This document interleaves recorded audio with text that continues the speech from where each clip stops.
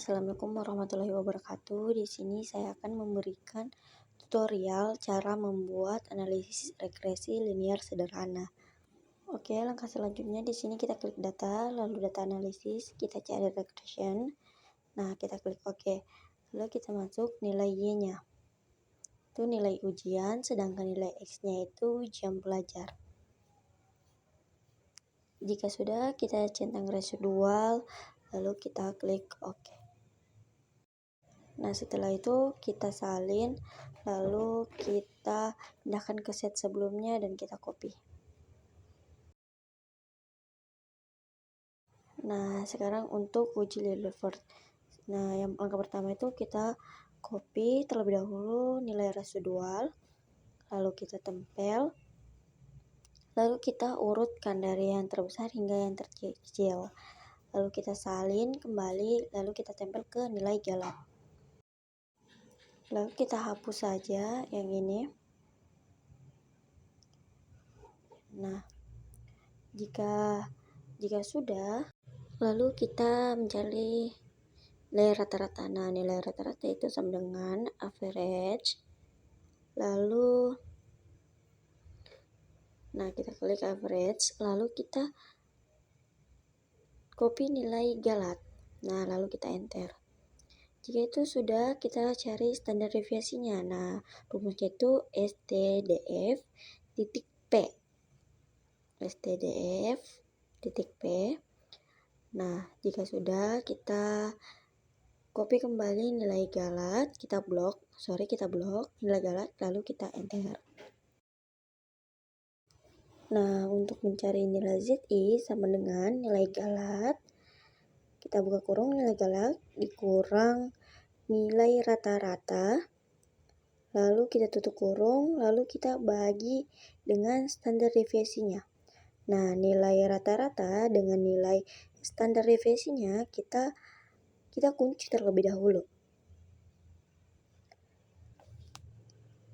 Nah, jika sudah, kita enter dan kita tarik ke bawah.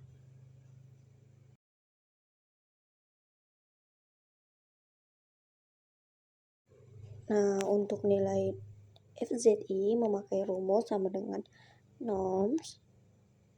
Kita buka kurung, norms, buka kurung, nilai ZI. Lalu kita enter. Lalu kita tarik sampai ke bawah. Nah, untuk mencari nilai SZI, kita harus mengurutkan dari yang terbesar hingga terkecil. Jumlah datanya kan tadi 15, jadi kita mulai dari 15, 14, 13, 12, 11, sampai ke nomor 1.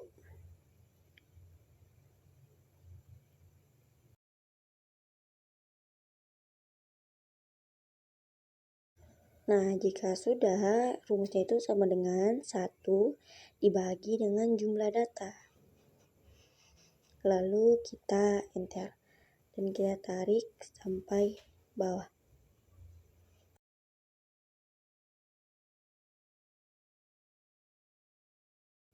Nah, sementara untuk mencari nilai absolutnya yaitu sama dengan ABS. Lalu kita klik nilai FZI, kita kurang dengan SZI. Lalu kita enter. Lalu kita tarik.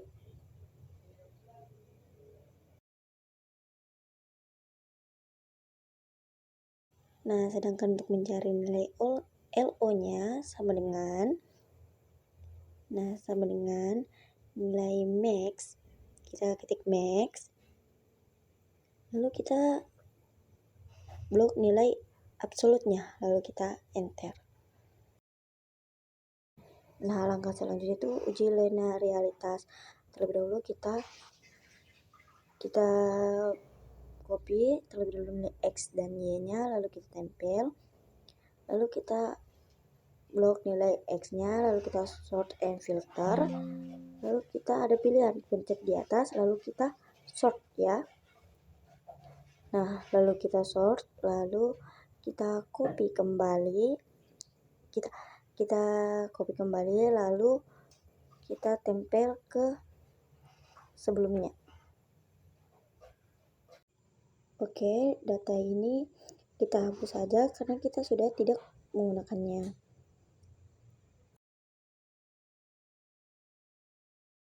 Nah, untuk langkah selanjutnya kita melihat bahwa apakah ada data yang berpasangan. Nah, ini satu dengan satu berpasangan, 2 ada 3, kita warnai saja agar mempermudah. Kita lihat semua data, jika ada yang sama kita warnai. 4 ada 3 dan 5 ada 3. Dia tidak mewarnai warna 6 dikarenakan dia tidak mempunyai pasangan. Nah, jika sudah, di sini kita buat nokanya itu atau nomorkah, kita buat satu nomor itu yang sama, kita buat satu kolom atau satu tabel.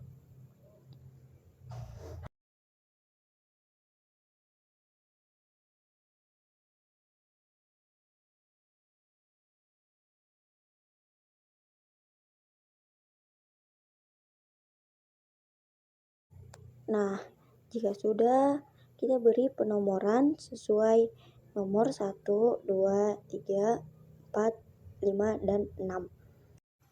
Lalu kita mencari nilai Y kuadrat. Nah, Y kuadrat itu sama dengan nilai Y. Kita kuadrat 2, lalu enter. Nah, kita lakukan hal yang sama pada di bawahnya. Sama dengan nilai Y, kita kuadratkan lalu enter. Lalu kita tinggal tarik saja nilai tersebut sampai di bawah. Sorry, ada kesalahan. Nah, sampai di bawah yang berwarna. Oke, untuk sigma Y kuadrat sama dengan kita tambah semua nilai Y untuk kolom nomor 1, lalu kita tutup kurung dan kita kuadratkan 2, lalu kita enter. Nah, kita lakukan hal yang sama untuk setiap penomoran atau setiap kolom.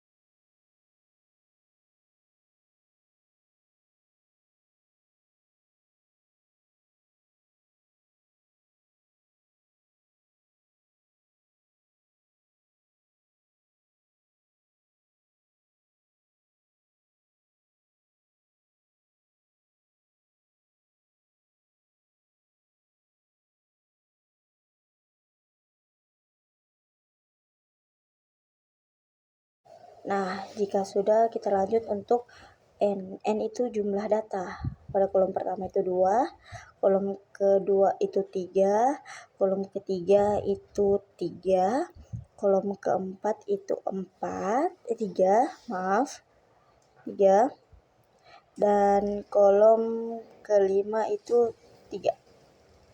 Oke, selanjutnya untuk LSM. Nah, LSM itu kita dapatkan dari sama dengan menjumlah semua Y kuadrat, kita jumlah. Nah, lalu kita kurang dengan sigma Y kuadrat. Kita kurang buka kurung sigma Y kuadrat, lalu kita bagi dengan N atau jumlah datanya, lalu kita enter. Nah, setelah itu kita tinggal copy, lalu kita copy dan kita tempel ke kolom kedua atau kolom yang berikutnya. Kita lakukan sampai habis. Nah, langkah selanjutnya itu kita ke tabel ANOVA. Nah, sebelum itu kita menulis dulu TC atau tunnel cocok dan G yaitu galat. Nah, mencari standar deviasinya itu sama dengan jumlah data asli dikurang dengan jumlah data K. Data aslinya kan 15, nomor K-nya itu 6, lalu kita enter. Sedangkan tunnel cocoknya itu 6, nomor K dikurang 2. Lalu kita enter. Nah, untuk mencari sum askarnya untuk galat sama dengan kita menambahkan semua jumlah LSM-nya.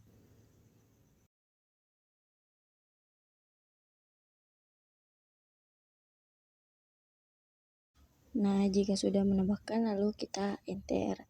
Sedangkan untuk tunnel cocoknya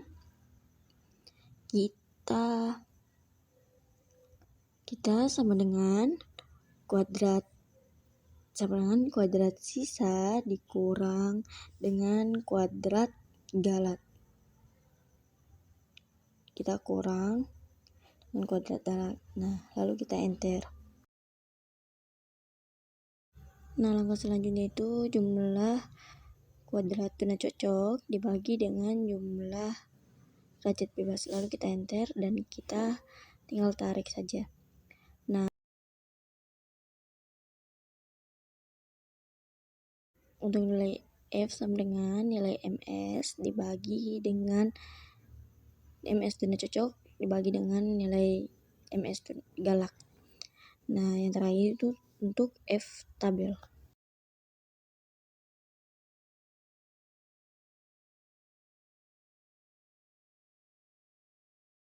Rumusnya itu fin, baru kita buka kurung, alfa yang kita pakai itu 0,05. Jadi kita tulis 0,05, lalu kita masukkan derajat bebas tunnel cocok dan derajat bebas galat, lalu kita enter. Nah, dapat kita simpulkan karena F hitung lebih kecil dari F tabel maka H0 diterima. Nah, langkah yang terakhir itu heterogenitas. Nah, di sini kita mencari absolutnya itu sama dengan ABS. Kita klik datanya, lalu kita klik nilai residual, lalu kita enter dan kita tinggal tarik saja.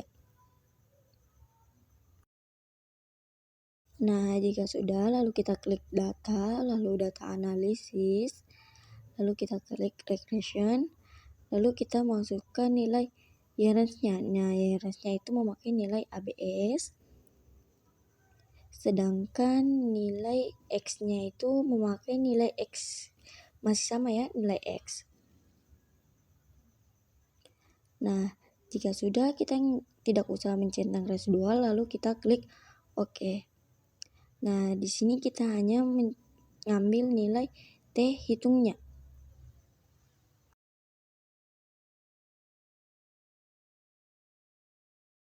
Jika sudah kita copy lalu kita tempel. Nah, di sini kita lihat p-value-nya. Nah, p-value-nya itu 0,54, yaitu artinya lebih besar dari alfa. Yang artinya itu jika p-value lebih besar dari alfa maka H0 diterima. Assalamualaikum warahmatullahi wabarakatuh. Di sini saya akan menjelaskan tentang analisis regresi linear sederhana. Nah, nilai X itu sama dengan jam belajar, sedangkan Y itu sama dengan nilai ujian. Oke, dari data ini kita menghasilkan data seperti ini. Ya, kita bisa melihat di sini kalau R itu sama dengan 0,98, ya, artinya koefisien relasinya itu sangat kuat. Sedangkan koefisien determinasinya itu kita peroleh dari R pangkat 2 dikali 100. Yang artinya kita bisa simpulkan artinya itu 97,29%. Nah, dapat kita lihat di sini, jika sin lebih besar dari alfa, maka H0 diterima, sedangkan sin lebih kecil dari alfa, maka H0 ditolak. Kita bisa mendapatkan hipotesisnya itu jam belajar berpengaruh terhadap nilai ujian. Nah, dapat kita lihat di sini hipotesisnya adalah jam belajar berpengaruh terhadap nilai ujian. Sedangkan hipotesis statistik adalah H0 beta lebih besar sama dengan 0, H1 beta lebih besar 0. Statistik uji yang digunakan untuk menguji statistik dari koefisien A dan B pada persamaan frekuensi yaitu Y sama dengan 49,6 ditambah 4,6. Nah, dari mana kita mendapatkan nilai ini? Kita bisa lihat dari sana. Korelasinya 46,6 sama 4,6 adalah statistik uji T. Sehingga dapat kita simpulkan karena p-value lebih besar dari alfa, maka H0 diterima. Hal ini berarti konstanta persamaan frekuensi tidak signifikan. Berikut untuk koefisien X p-value lebih kecil dari alfa, maka H0 ditolak atau koefisien frekuensi bersifat signifikan. Dengan demikian, jam belajar berpengaruh terhadap nilai ujian. Itu saja penjelasan dari saya. Saya tutup. Wabillahi taufiq wal hidayah. Wassalamualaikum warahmatullahi wabarakatuh.